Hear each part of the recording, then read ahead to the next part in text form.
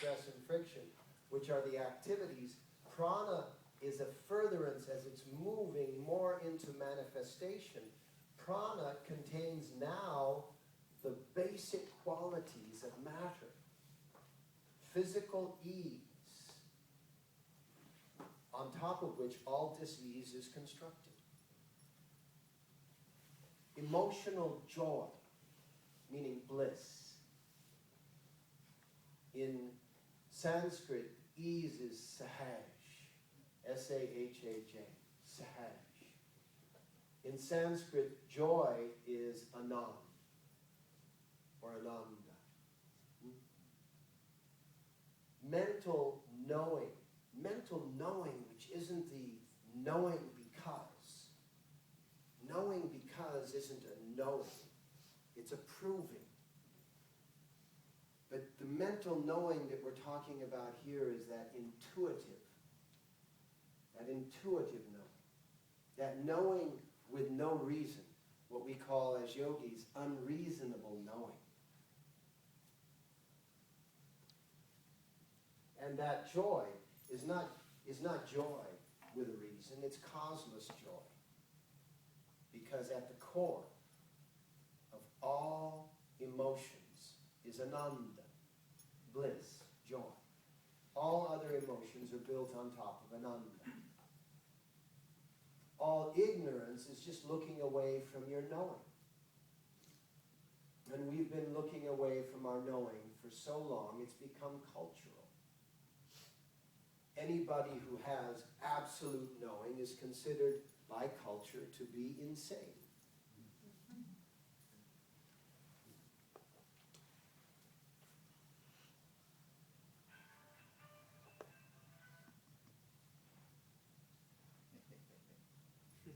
At the spiritual level, we are in samadhi, nirvana, whatever word we want to use to describe it. It's liberation.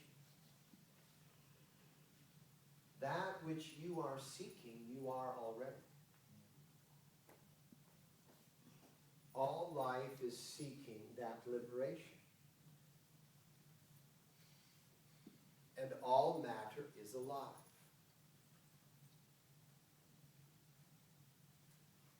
We don't have the sensory system, and in many instances, in most instances, we don't have the belief system to recognize the life of a rock.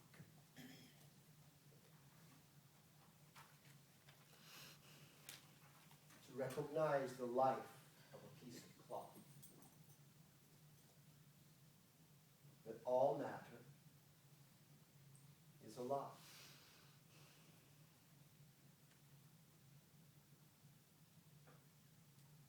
And all life is moving toward that realization, that self-realization of liberation.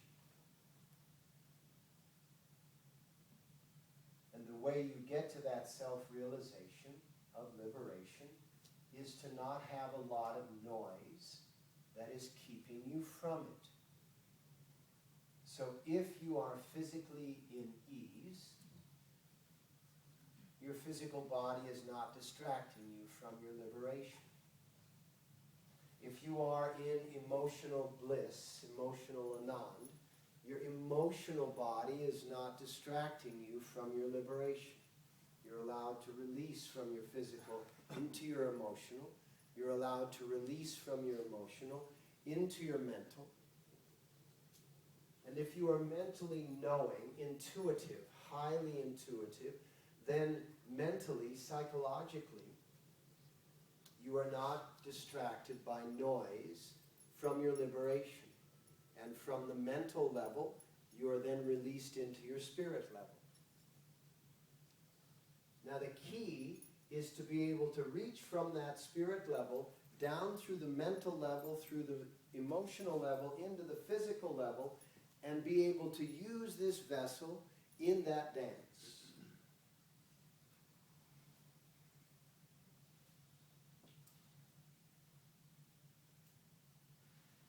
That is a quality highly evolved persona. And at every one of those levels, there are myriads upon myriads of opportunities to be distracted and sucked into the noise. There's historical noise at all of those levels. Don't believe that it's personal. When you get into that noise in any of those levels, psychic noise, mental noise, emotional noise, they develop a story, and the story develops a script. Physical noise develops a story, and the story develops a script. And if you follow that script, you can go for years, decades, and lifetimes in that script, off into the wilderness that is an illusion.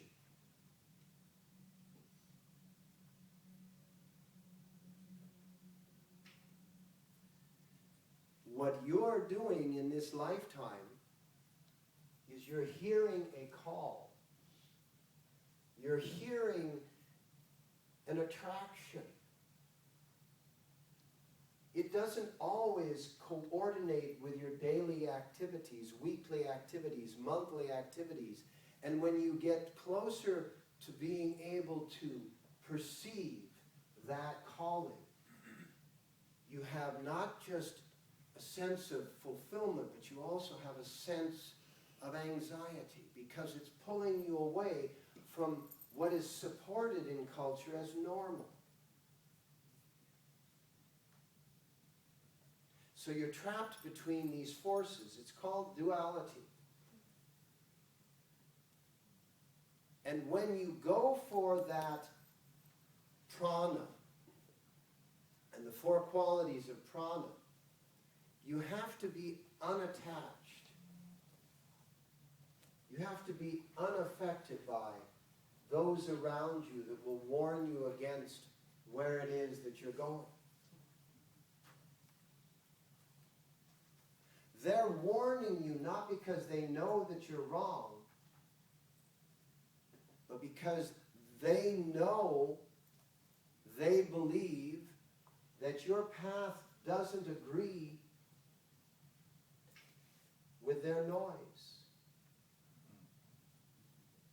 Their noise that has assembled a story to justify the noise.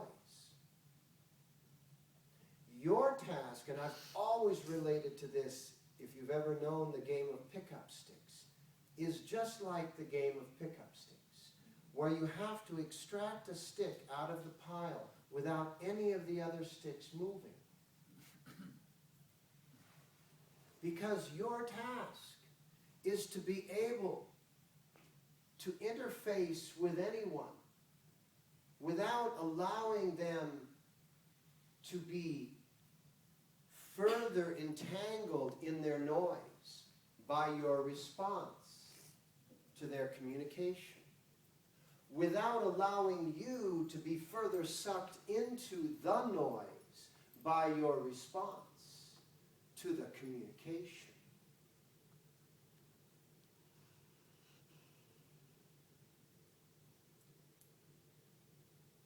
So that to heck with you, I'm out of here, isn't a good idea.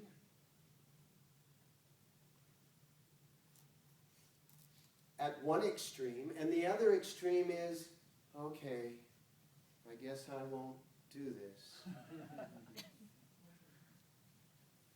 That's why the Buddha said, and Guru Nanak said, walk the middle path.